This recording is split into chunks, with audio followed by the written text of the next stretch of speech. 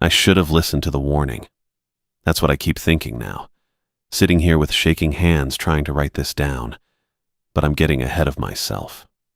3 days ago, I loaded my truck with camera gear and drove 8 hours into the Cascade Mountains.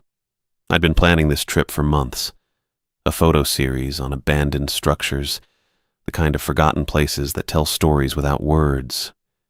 The cabin rental seemed perfect. Remote enough that I wouldn't have tourists wandering into my shots, but close enough to several old mining sites and a defunct logging camp. The gravel road twisted through dense pine forest for what felt like forever. My GPS lost signal about 20 minutes back, but the property manager had given me good directions. Turn left at the lightning split oak, follow the creek bed, look for the red mailbox. I found the mailbox just as the sun started dropping behind the ridgeline. The driveway curved up through more trees, and then I saw the cabin. It was bigger than I'd expected from the photos online. 2 stories of dark wood with a wraparound porch and stone chimney. The kind of place that looked like it belonged here, like it had grown up from the forest floor instead of being built on top of it. A woman stood waiting by the front steps, mid-50s, maybe older, with gray hair pulled back and practical clothes that said she spent time outdoors. She watched me park and didn't smile when I got out. "Blake Lucas?" she called. "That's me." I grabbed my duffel bag from the passenger seat. "You must be Savannah. Savannah Salinas." She walked over, keys in one hand and something else in the other. "How was the drive?" "Long, but worth it. This place is perfect." She didn't respond to that, just handed me the keys and held up what looked like an old notebook. Leather cover, worn smooth at the edges, held together with a piece of string. "Previous guests left this," she said. "You need to read it." I took the notebook and flipped it open. The first page had writing in blue ink, neat handwriting like someone had taken their time. "What is it?" "Rules." Savannah's voice was flat. "For staying here safely." I looked up at her. She wasn't smiling, wasn't joking. "Rules? Read them tonight. Follow them." She turned toward a beat-up Honda parked behind my truck. "I mean it. Wait, what kind of rules?" But she was already walking away. "Just read the notebook, Mr. Lucas, and take it seriously." She got in her car and drove off, leaving me standing there with a notebook full of rules and questions I couldn't ask. I carried my gear inside and got settled. The cabin was nice, clean, well-maintained, with a stone fireplace and big windows that looked out into the forest. I set up my equipment in the main room and made myself some dinner from the supplies I'd brought.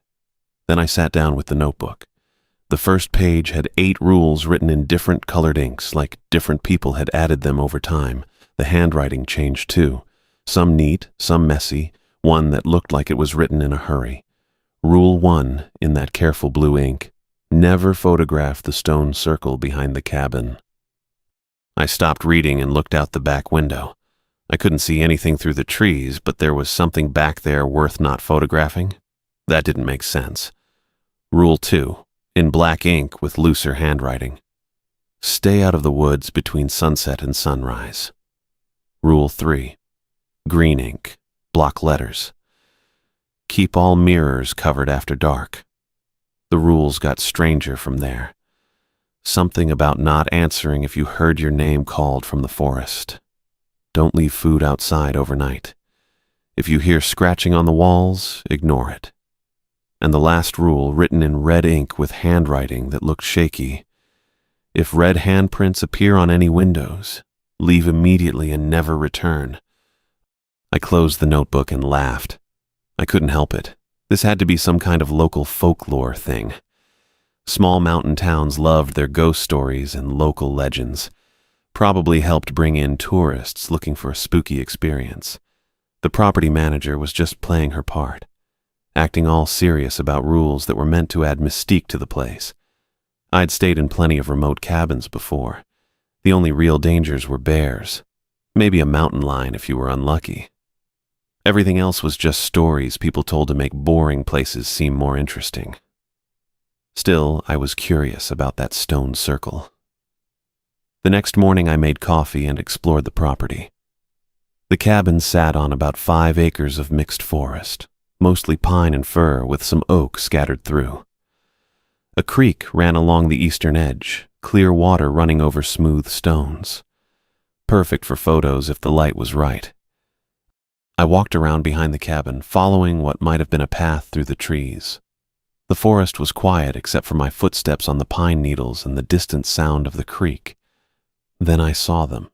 7 standing stones arranged in a perfect circle about 30 yards behind the cabin. Each one was maybe 8 feet tall, rough granite that looked like it had been here forever. But they weren't natural. Someone had placed them, arranged them with careful spacing, and someone had carved them. Each stone had symbols cut into the surface. Not deep, but deep enough that they'd lasted through however many years these things had been standing here. The symbols looked like handprints, but stylized, abstract. 5 fingers spread wide, carved into the gray stone. I walked around the circle slowly, studying each stone. The craftsmanship was incredible. Whoever had done this work knew what they were doing. The proportions were perfect, the spacing exact. It felt ancient, even though I knew it couldn't be that old.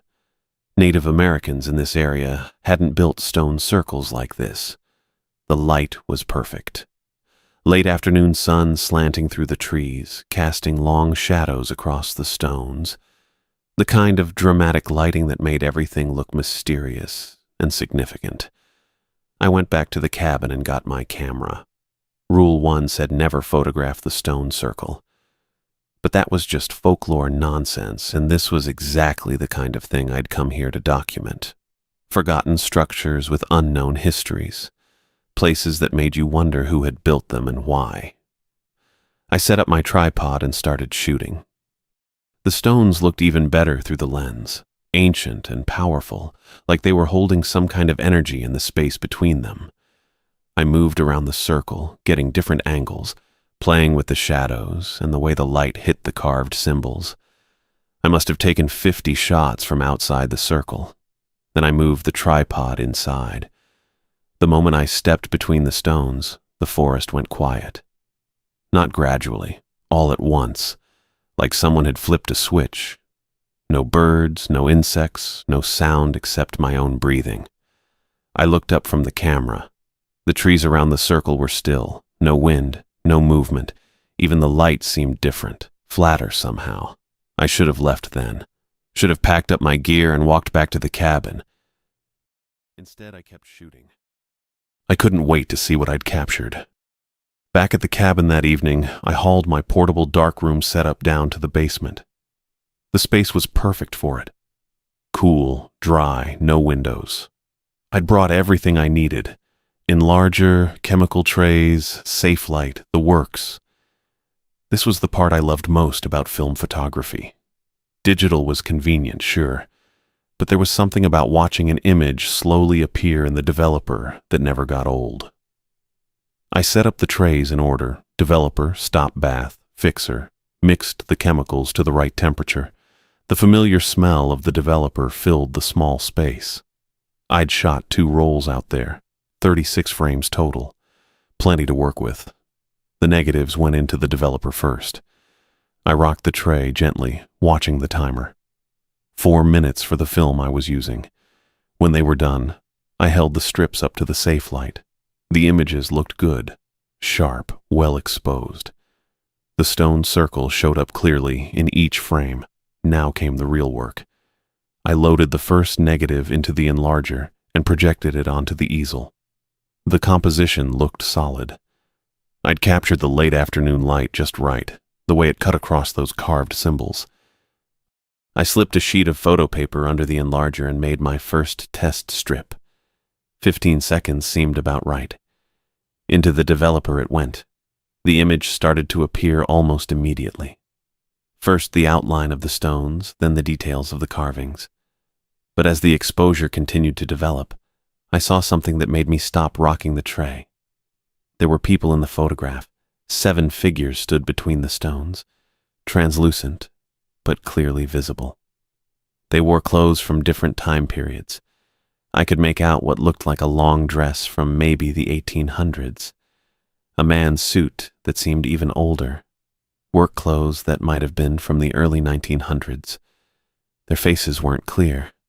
The figures seemed to be looking toward where I'd been standing with my camera, but I couldn't make out features, just the suggestion of heads turned in my direction.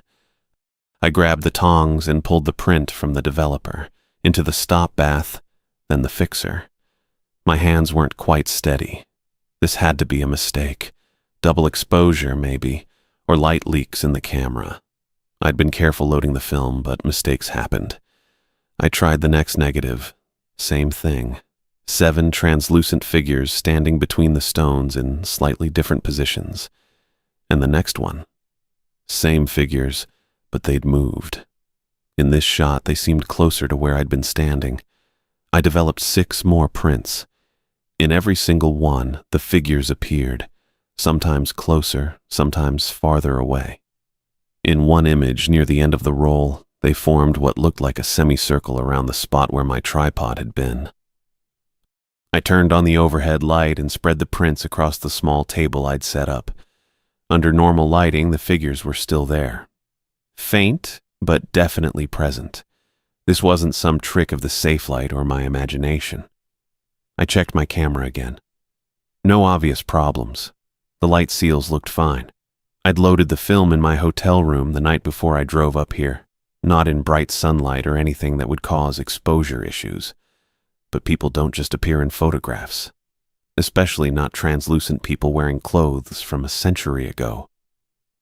I spent another hour in the darkroom, trying different exposure times, different contrast filters. Nothing changed. The figures remained in every single frame I'd shot, inside the stone circle. By the time I finished, it was past 11. I cleaned up the chemicals and headed upstairs, carrying the prints with me. I spread them out on the kitchen table under the bright overhead light. The figures were still there. I made coffee even though it was late. Needed something to do with my hands while I tried to think this through. There had to be a logical explanation. Film didn't lie, but it could be fooled. Chemical contamination, maybe, though I'd used these same chemicals on other shoots without any problems. I sat at the table staring at the images. The figures' postures suggested they were watching me, but their faces remained hidden in shadow, or simply too translucent to make out clearly. Something about their stance felt deliberate, like they'd positioned themselves specifically to be seen. The scratching started around midnight. At first, I thought it was branches against the cabin walls.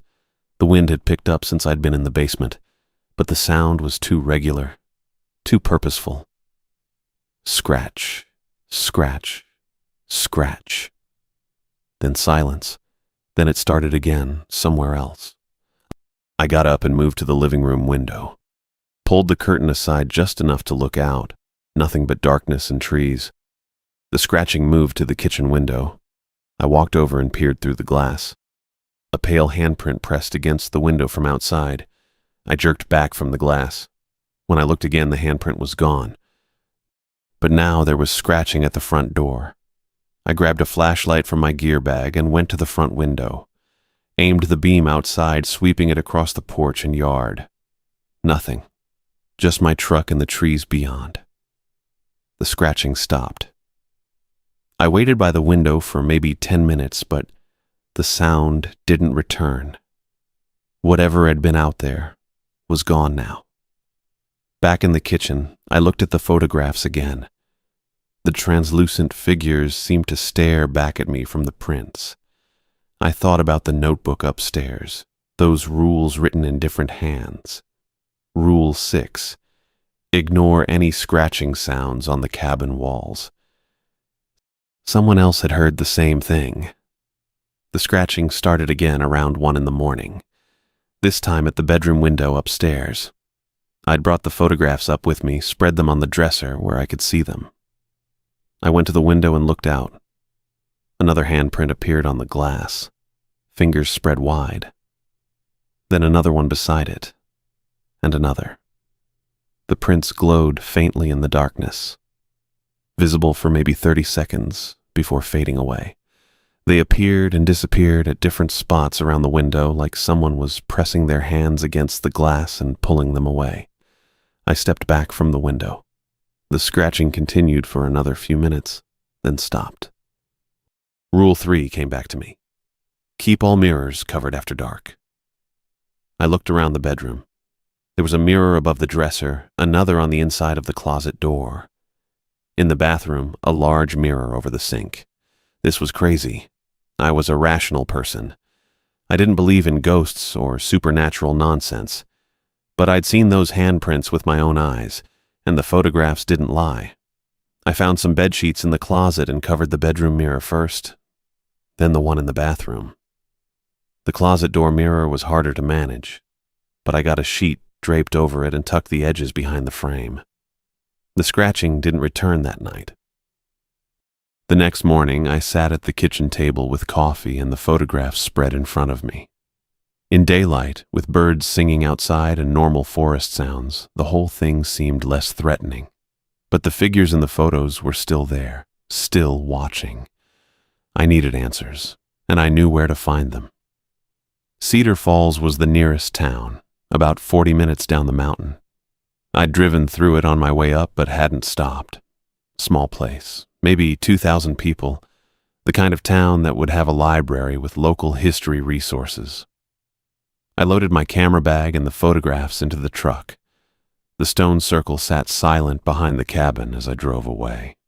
In the rearview mirror, I could see the tops of the standing stones through the trees. The Cedar Falls Library was a single-story brick building on the main street. Inside, an older woman with auburn hair and wire-rimmed glasses sat behind the circulation desk. She looked up as I approached. "Can I help you?" "I hope so. I'm researching some local history, specifically about a stone circle formation up near the old mining area." Her expression shifted slightly. Not quite concern, but something close to it. "Are you the photographer staying at the Hendricks cabin?" "That's right, Blake Lucas." I wasn't surprised she knew. Small towns talked. "I'm Beverly Woods. I can help you with the historical research." She stood up from her desk. "Though I have to ask, you're not planning to disturb the site, are you?" "No, nothing like that. Just trying to understand what I'm looking at." Beverly led me to a back room lined with filing cabinets and shelves of bound volumes. Local newspapers, county records, historical society documents. "The stone circle predates European settlement," she said, pulling out several folders. "The formation itself is ancient, though we don't know exactly how old. Local tribes avoided the area, called it a place where the dead refused to rest." She set the folders on a small table. "What exactly are you hoping to find?" I thought about showing her the photographs, but something held me back. "Just general background. The formation is unusual. I'm curious about its history." Beverly opened the first folder. The earliest written records are from the 1880s. A surveying expedition came through the area in 1887, led by a man named Richard Hernandez. They were mapping the region for potential railroad development. She pulled out a yellowed newspaper clipping. The expedition disappeared, all 5 men. Their equipment was found scattered around the stone circle, but no trace of the men themselves. I leaned forward to read the article. The headline read, "Surveying Party Vanishes in Mountain Wilderness." What happened to them? "Nobody knows. Search parties combed the area for weeks. Found their horses, their surveying tools, even their personal belongings. But the men were never seen again." Beverly opened another folder. "There have been other incidents over the years. People going missing near the circle. Strange sightings. Most folks around here know to stay away from that area." She looked at me directly. "Especially after dark." I figured I'd stay busy, keep my hands and my mind occupied while I tried to make sense of what I'd found in those photographs. The forest around the cabin was full of other subjects anyway. Collapsed cabins, rusted mining equipment, the kind of abandoned structures I'd come here to document in the first place. So that's what I did for the next 3 days. I loaded my camera bag every morning and hiked through the woods, staying clear of the stone circle. I found plenty to shoot.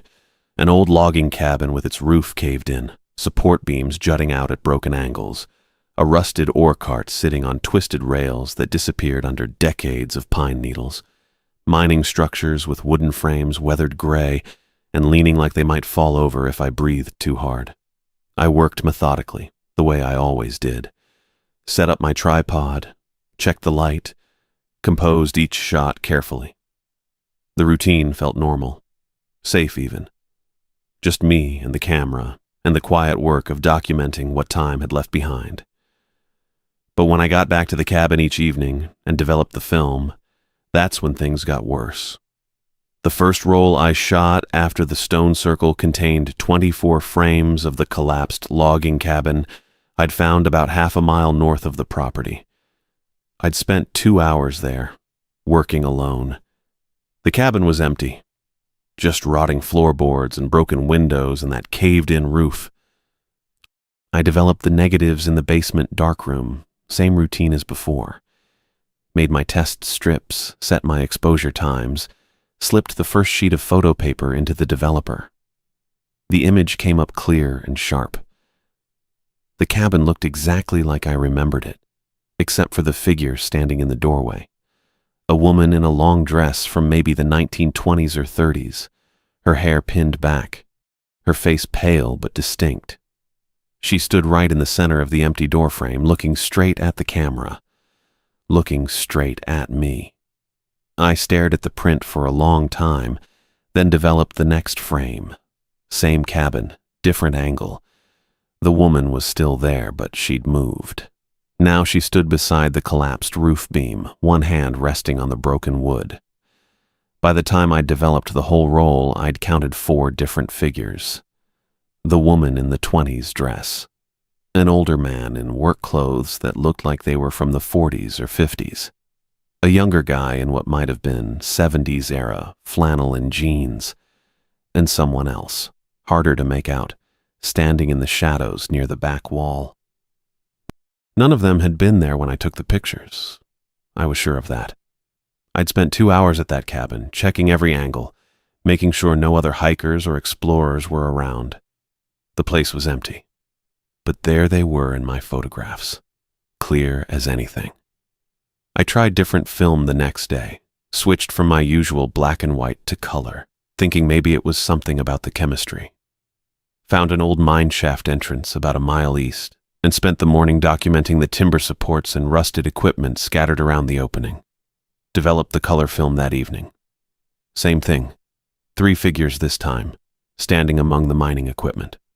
A man in 1880s clothing, suspenders, work shirt, hat, leaning against a rusted wheelbarrow.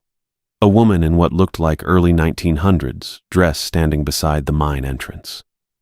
And another man, harder to date, wearing clothes that could have been from the 60s. I switched cameras the day after that. Used my backup 35mm instead of the medium format I'd been shooting. Documented a series of collapsed structures near the creek. Old wooden sluice boxes, the remains of what might have been a mill. Same result. More figures. Different time periods. Some I could identify by their clothing. Victorian era, early 20th century, mid-century modern. Others were harder to place, but they were all there, standing among the ruins, positioned like they belonged in the shots, and they were getting clearer, more solid-looking. The first photographs from the stone circle had shown translucent figures, barely visible. These new ones looked almost real. I could make out facial features, details in their clothing, the way they stood and held themselves. I counted them each night. 4 figures in the first roll after the stone circle, 3 in the second, 5 in the third, 6 in the fourth. The numbers kept growing, and not just because I was finding more structures to photograph. Sometimes the same location would show more figures when I shot it from different angles, like they were gathering there. That's when I remembered what Beverly had told me about Richard Hernandez's expedition, how they'd found the surveying equipment weeks after the men disappeared, how that equipment included camera gear. I drove back to Cedar Falls the next morning and found Beverly at the library again. She looked up from her desk when I walked in, and I could see she'd been expecting me. "You found something?" she said, not a question. "You mentioned Hernandez's camera equipment. Were there photographs?" Beverly nodded slowly. "Come on back." She led me to the same room where we'd looked at the newspaper clippings, pulled out a different folder. This one was thicker, older. She opened it carefully and spread out several documents on the table. "Search party found their gear 3 weeks after they went missing," she said. "Camera, tripod, glass plates. The plates had been exposed." She showed me photocopies of what looked like official reports, handwritten notes from the search team leader, and at the bottom of the stack, copies of the photographs themselves. I stared at them. 5 men in surveying clothes, standing among the stone circle. The image quality was different. This was 1880s photography, glass plates instead of film, but the composition was unmistakable. The men stood between the stones, their equipment visible around them. "The thing is," Beverly said quietly, "witnesses confirmed these pictures were taken after the men disappeared. The search party leader wrote it right here." She pointed to a line in the handwritten report. "Equipment found arranged as if in use. Plates exposed but no operator present." I read the report twice. The search team had found the camera set up on its tripod, pointed at the stone circle. The exposed plates showed Hernandez and his 4 men positioned among the stones, but the search party had been looking for those same men for 3 weeks. "They took their own pictures after they disappeared," I said. "That's what it looks like." I thought about my own photographs, the figures getting clearer, more solid-looking with each roll of film I developed, the way they seemed to be positioning themselves deliberately, like they wanted to be seen. "How many people have gone missing up there?" I asked. Beverly pulled out another folder. "Official records? 17 over the past 130 years. But there's probably more. Drifters, prospectors, people who came and went without anyone keeping track." I looked at the list she showed me. Names and dates going back to the 1880s. Richard Hernandez and his team in 1887. A family named Morrison in 1903. Individual names scattered through the decades. Miners, loggers, hikers, researchers like me. "The clothing?" I said. "In the photographs I've been taking, the figures are wearing clothes from different time periods." Beverly nodded. "Matches up with the disappearances, doesn't it?" I counted the names on her list. 17 official cases. But I'd been seeing more figures than that in my photographs. The most recent roll had shown 13 people standing in the doorway of that collapsed cabin. 13 figures in different clothing from different decades. I drove back to the cabin that afternoon with a sick feeling in my stomach. The routine felt different now. Loading film, checking equipment, setting up shots. It all felt like I was participating in something I didn't understand. Something that had been happening for over a century. But I kept shooting anyway. Part of me needed to document what I was seeing, even if I couldn't explain it. Part of me was afraid to stop, like breaking the routine might make something worse happen. That night I developed 2 rolls I'd shot near an old lumber mill foundation. The figures were even clearer now. I could make out individual faces, expressions, the specific details of their period clothing. A woman in 1890s dress. A man in 1920s work clothes. Someone in what looked like 1950s casual wear. And they weren't just standing around anymore. They were looking directly at the camera. Some had their hands raised like they were trying to get my attention. Others pointed toward something outside the frame. I finished in the dark room around midnight and brought the prints upstairs. Laid them out on the kitchen table under the bright overhead light. 24 photographs of abandoned structures, and every single one contained multiple figures that hadn't been there when I took the pictures. That's when I started hearing the voices. Quiet at first, just whispers around the edges of my hearing, like conversation in another room. I thought it might be wind in the trees, but there wasn't any wind that night. The air was completely still. I walked to the living room window and looked out at the forest. Nothing moved. The trees stood motionless in the moonlight, and I couldn't see any lights or signs of other people anywhere. But the whispers continued, coming from different directions now: the kitchen, the front porch, the upstairs bedroom. Voices talking in low tones, too muffled by the cabin walls for me to make out actual words. Men's voices and women's voices, some sounding older, others younger. I stood in the middle of the living room and listened.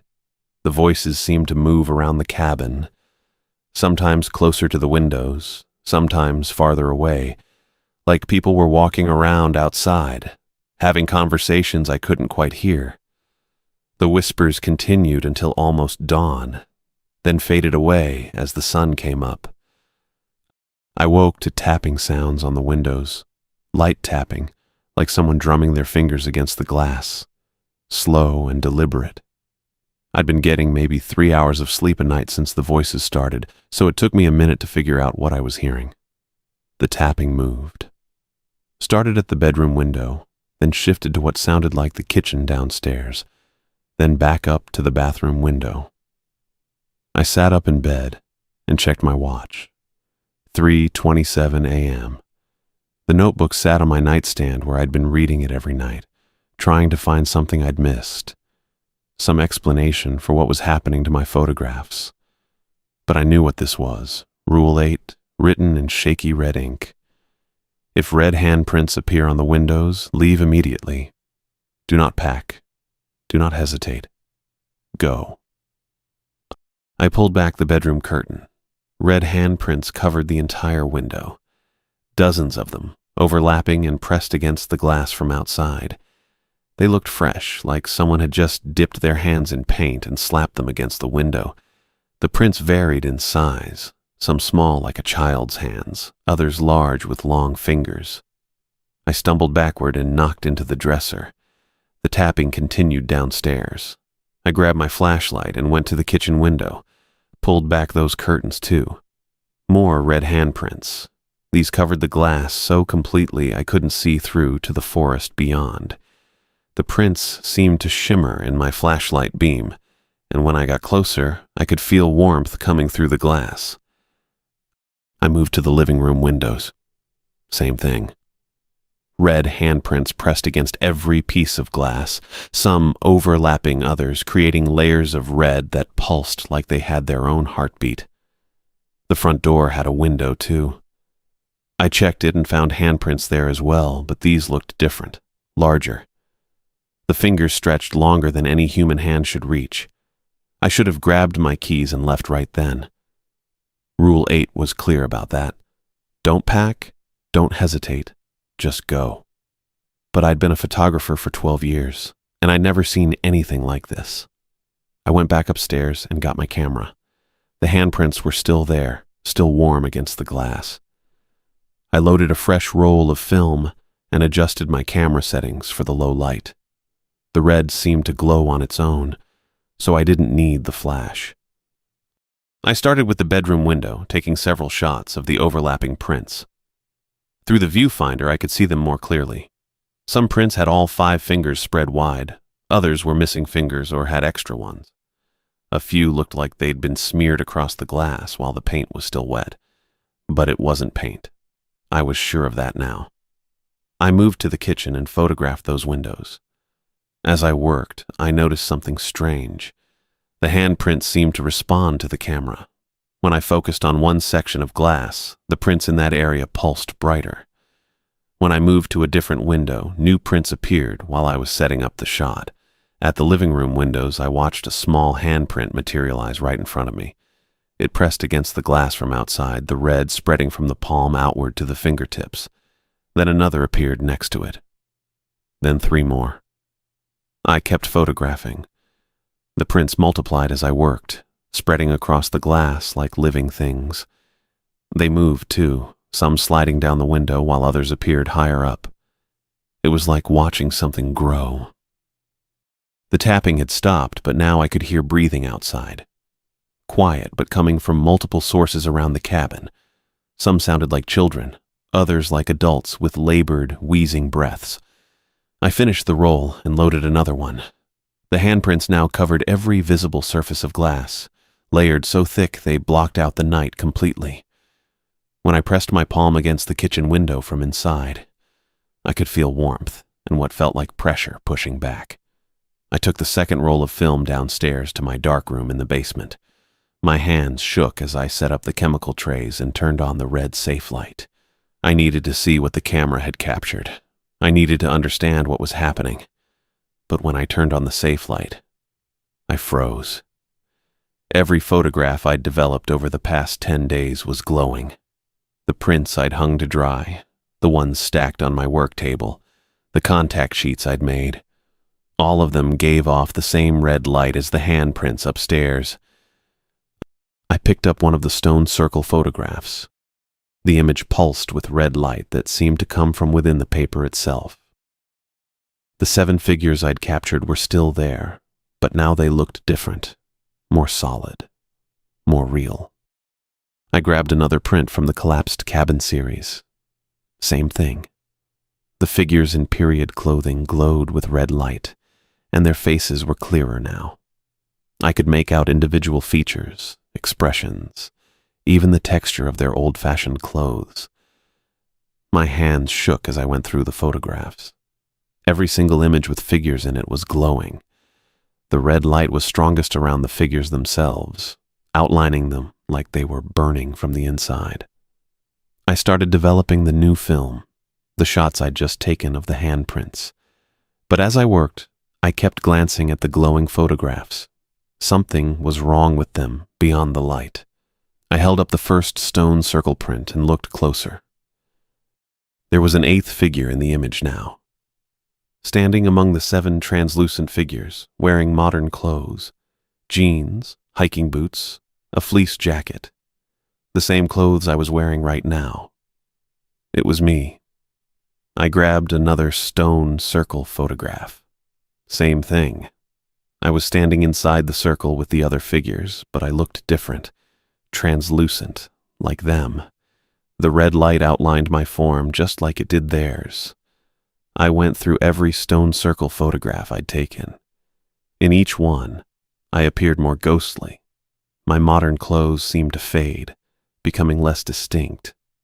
In the last few prints, I was barely more solid than the historical figures around me. My breathing got shallow. I set down the photographs and stepped back from the table. The new film finished developing. I hung the negatives to dry and made contact sheets of the handprint photographs. Under the red safe light, the images looked normal. Just red handprints on glass. But when I made the first enlargement and put it in the developer, I watched something impossible happen. The handprints in the photograph moved. They slid across the paper as the image developed, rearranging themselves into new patterns. Some prints faded away while others appeared in empty spaces. The red grew brighter and darker in waves, like the prints were breathing. I developed 6 more enlargements. In each one, the handprints formed different configurations. Some spelled out shapes I couldn't identify. Others seemed to point toward something outside the frame. But in the last photograph, the one I'd taken of the front door window, the handprints had arranged themselves into letters. They spelled out my name. I stared at the photograph as the chemicals finished working. My name, spelled in red handprints across the glass. Blake. Clear as anything. I felt it happening in the dark room. My body was getting lighter, like someone was slowly turning down the weight of everything that made me real. I looked down at my hands holding the photograph of my name spelled out in red handprints, and I could see through them to the enlarger beneath. The red glow from all my photographs was getting brighter. Every image I'd developed over the past 10 days pulsed with that unnatural light, and the figures inside them looked more solid than I did. I set the handprint photo down on the developer tray and watched my fingers pass through the paper's edge like it wasn't there. This wasn't right. This wasn't how things worked. I pressed my palm against the dark room wall and felt resistance, but not the solid thunk of wood and insulation. More like pushing against thick water. The sensation sent panic through whatever was left of my nervous system. Above me, the tapping on windows had turned into something else. A drumming sound, fast and urgent, like dozens of hands beating against glass. The breathing sounds grew louder too. I could hear them through the basement ceiling now, wheezing and gasping from all directions around the cabin. I grabbed the stone circle photographs from the drying line. In each one, the eighth figure, me, looked more transparent than before. In the first photo, I appeared almost normal. By the sixth photo, I was barely an outline. The 7 historical figures, meanwhile, had become completely solid. They weren't ghosts anymore. They were real. And I was becoming the ghost. The realization hit me like cold water. The stone circle wasn't just some supernatural curiosity. It was a trap. A prison designed to catch souls and hold them. Everyone who disappeared over the past 130 years. They hadn't just vanished. They'd been photographed, captured, stored. My camera had been the conduit. Every time I'd taken a picture inside that circle, it had pulled a piece of my essence into the spiritual realm and pushed it into the photographs. The more I'd shot, the more I'd transferred from the physical world into those images. The figures in my other photographs, the ones at the collapsed cabins and mining sites, they weren't just appearing in my pictures. They were using my pictures as doorways, ways to move between their prison and the physical world. I looked at my hands again. They were getting more transparent by the minute. The drumming upstairs intensified. Through the basement ceiling, I heard wood creaking under pressure. The handprints weren't just covering the windows anymore. They were pushing against them, trying to break through. I had to move fast.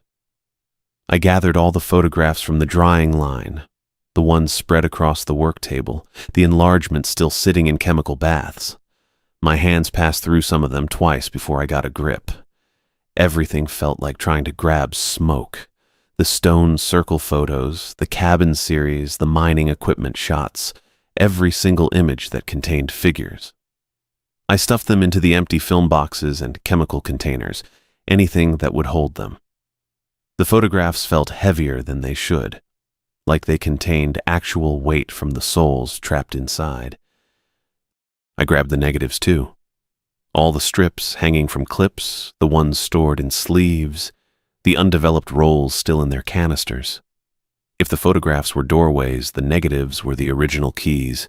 My arms were getting hard to control. When I tried to pick up a box of prints, my fingers went through the cardboard twice before solidifying enough to grip it. I was running out of time. I climbed the basement stairs, carrying everything I could manage. Each step took effort, like walking through mud. The drumming on the windows was constant now, accompanied by scratching sounds that moved across the walls in patterns. In the living room, I could see the windows were completely covered with red handprints, layer upon layer of them, so thick the glass looked like it was painted with blood. Some of the prints were moving, sliding across the surface, rearranging themselves into new configurations. I dropped the boxes of photographs by the fireplace and grabbed matches from the mantel. My fingers went through the matchbox twice before I managed to pick it up. The scratching sound stopped. Everything went quiet except for my breathing, which I could barely hear anymore. I struck a match. The flame looked normal, solid, real. More real than anything else in the room, including me. I touched the match to the corner of a stone circle photograph. The paper caught immediately, burning faster than normal film should burn. The flame was bright white instead of orange, and as the image dissolved, I felt something shift in my chest. A pulling sensation, like part of me was being drawn back into my body. The handprints on the nearest window faded slightly. I grabbed more photographs and fed them to the flames. The collapsed cabin series, the mining equipment shots, every image that contained figures, The fire consumed them eagerly, burning with that same bright white light. With each photograph that turned to ash, I felt more solid. My hands became opaque again. The pulling in my chest intensified, like my soul was being reeled back in on a fishing line. The handprints on all the windows were fading now, not disappearing completely, but losing their bright red color, turning pale pink and then barely visible. I burned the negatives next. They melted instead of burning, dissolving into chemical-smelling smoke that made my eyes water. But every strip that disappeared made me feel more anchored to the physical world. The drumming stopped entirely. I fed the last of the stone circle negatives into the flames. As they melted away, the pulling sensation in my chest reached a peak, like something had snapped back into place. I looked down at my hands, and they were completely solid again. Real. Mine. Through the windows, I could see outside for the first time in hours. The handprints were gone, leaving the glass clear and normal. And beyond the trees, where the stone circle had stood for over a century, I saw something that made me stop breathing. The stones were crumbling. All 7 of them, collapsing in on themselves like they were made of sand instead of granite. In the moonlight, I watched the ancient monoliths that had trapped souls for generations turn to rubble and dust. The last of the photographs curled into ash in the fireplace. The flames died down to normal orange embers. Outside, where the stone circle had been, nothing remained but a patch of disturbed earth and scattered rock fragments. I sat down hard in the nearest chair, feeling the solid weight of my body against the cushions. Real. Physical. Alive. The prison was broken. The souls were free. I didn't sleep the rest of the night. Just sat in that chair watching the ash settle in the fireplace and checking the windows every few minutes to make sure they stayed clear. When the first light started showing through the trees, I knew I had to get out of there. Fast. I went upstairs and threw my clothes into my duffel bag. Didn't fold anything, just stuffed it all in. My hands were still shaking a little, but they were solid hands now. Real hands that could grab things and zip zippers. The darkroom equipment took longer. I had to drain the chemical trays and pack everything back into the cases. The enlarger broke down into 3 pieces that fit in the big case. I wrapped the timer and safe light in towels and shoved them into another box. My camera sat on the kitchen table where I'd left it the night before. I picked it up and looked at it for a long minute. This thing had almost cost me everything. Almost turned me into one of those trapped souls wandering around in photographs forever. I left it sitting there on the table. The truck started on the first try, which felt like a small miracle. I loaded my gear in the back and slammed the tailgate shut. The cabin looked normal in the morning light. Just a regular rental property with a wraparound porch and stone chimney. You'd never know what had happened here. I didn't look toward where the stone circle used to be. Didn't want to see that empty patch of disturbed earth and scattered rocks. Some things you don't need to confirm twice. The driveway curved down through the trees, same as when I'd arrived 5 days ago. Felt like 5 years. The red mailbox came into view, and then I was back on the dirt road following the creek bed toward the main highway. I kept checking the rearview mirror, but nothing followed me. Just trees and morning shadows getting smaller behind the truck. The GPS picked up signal about 20 minutes later, right where it had cut out on the way in. The little blue dot appeared on the screen showing my location, and I felt something loosen in my chest. I was back in the normal world now. The world where electronics worked and stones stayed put and photographs only showed what was actually there when you took them. The highway stretched out ahead of me, 2 lanes of cracked asphalt heading down the mountain. I rolled the windows down and let the cold air blow through the cab. It felt good to breathe air that didn't smell like chemicals or carry whispers on the wind.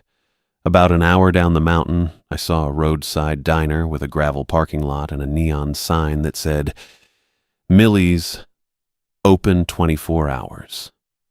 I pulled in and parked next to a semi-truck. My hands had stopped shaking completely, but I still needed coffee and a few minutes to figure out what I was going to tell Savannah. The diner had red vinyl booths and a counter with chrome stools. I sat in a corner booth and ordered coffee and eggs from a waitress who looked like she'd been working the morning shift for about 30 years. The coffee was strong and hot, and the eggs came with hash browns and toast that actually tasted like food. I pulled out my phone and found Savannah's number. She answered on the third ring. "Blake?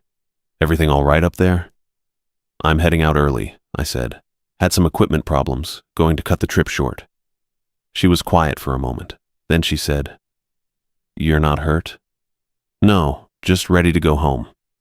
"Good," she said. "That's good. I'll adjust the rental charges. You don't owe anything extra." "Thanks." "Blake?" "Yeah?" "You read that notebook?" I looked out the diner window at my truck. The leather notebook sat on the passenger seat where I'd put it before leaving the cabin. I read it. "Then you understand why I don't ask questions about early departures." "I understand." She hung up without saying goodbye. I finished my eggs and paid the check. The waitress told me to drive safe, and I told her I would. Back in the truck, I put the notebook in the glove compartment and headed for the interstate. The drive home took 8 hours, same as the drive up. But this time I had the radio on and the windows cracked and no expectations about what I might find at the end of the road, just my apartment and my regular life and commercial photography jobs that paid the bills. I kept thinking about those 7 figures I'd seen in the first photographs. People who'd probably come to that place for their own reasons. Maybe some of them had been photographers too. Maybe they'd seen those carved stones and thought they'd make interesting subjects. Maybe they'd all ignored the rules in that notebook. The notebook stayed in the glove compartment during the drive, but I could feel it there, like a weight pressing against my leg every time I shifted in the seat. When I got home, I carried it upstairs to my apartment and put it on my desk next to my computer. The leather was soft and worn, and the string that held it together was frayed at the ends. I opened it and read through the 8 rules again. Never photograph the stone circle behind the cabin. Stay out of the woods between sunset and sunrise. Keep all mirrors covered after dark. Don't answer if your name is called from the forest. Don't leave food outside overnight. Ignore any scratching sounds on the cabin walls.